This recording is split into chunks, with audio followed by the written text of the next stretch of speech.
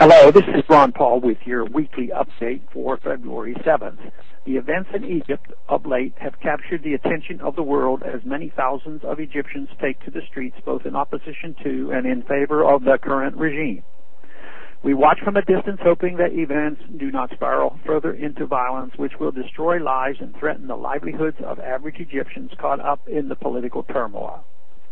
I hope that Egyptians are able to work toward a more free and just society. Unfortunately, much of the blame for the unrest in Egypt and the resulting instability in the region rests with U.S. foreign policy over the past several decades. The U.S. government has sent more than $60 billion to the Egyptian regime since the Camp David Accords in 1978 to purchase stability, including more security for the State of Israel.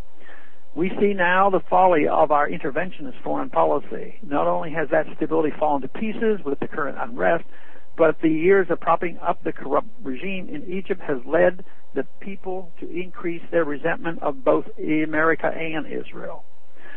We are both worse off for the decades of the intervention in Egypt's internal affairs. I wish I could say that we have learned our lesson and will no longer attempt to purchase or rent friends in the Middle East.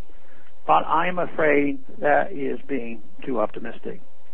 Already, we see evidence that while the U.S. historically propped up the Egyptian regime, we also provided assistance to groups opposed to the regime. So we have lost the credibility to claim today that we support the self-determination of the Egyptian people. Our double dealing has not endeared us to the Egyptians, who now seek to reclaim their independence and national dignity. Diplomacy via foreign aid transfer payments only makes us less safe at home and less trusted overseas. But the overriding reality is that we simply cannot afford to continue a policy of buying friends. We face an ongoing and potentially deepening recession at home, so how can we justify to the underemployed and unemployed in the United States the incredible cost of maintaining a global empire? Moral arguments aside, we must stop sending hundreds of billions of dollars to foreign governments when our own economy is in shambles. American media and talking heads repeatedly pose the same loaded questions. Should the administration encourage the Egyptian president to remain or to resign? Should the U.S. ensure Mohammed al-Baradei or current Vice President Omar Suleiman succeeds current President Mubarak? The best answer to these questions is that we should just do nothing, as Eisenhower did in 1956. We should leave Egypt for Egyptians to figure out. Some may claim that this is isolationism. Nothing could be further from the truth. We should enthusiastically engage in trade and allow travel between countries, but we should stay out of their internal affairs. We are, in fact, more isolated from Egypt now than ever because the regime we propped up appears to be falling.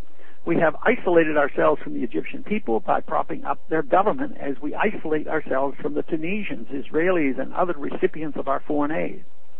Their resentment of our interventionist foreign policies makes us less safe because we lose our authority to conduct meaningful diplomacy when unpopular regimes fall overseas.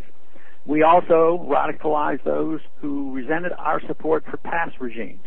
Let us hope for a more prosperous and peaceful era for the Egyptians, and let us learn the lessons of our 30-year Egyptian mistake. Thanks for calling this update. A new update is placed on this number, 888-322-1414, every Monday.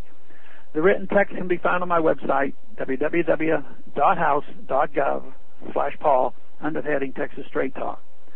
Thanks for calling.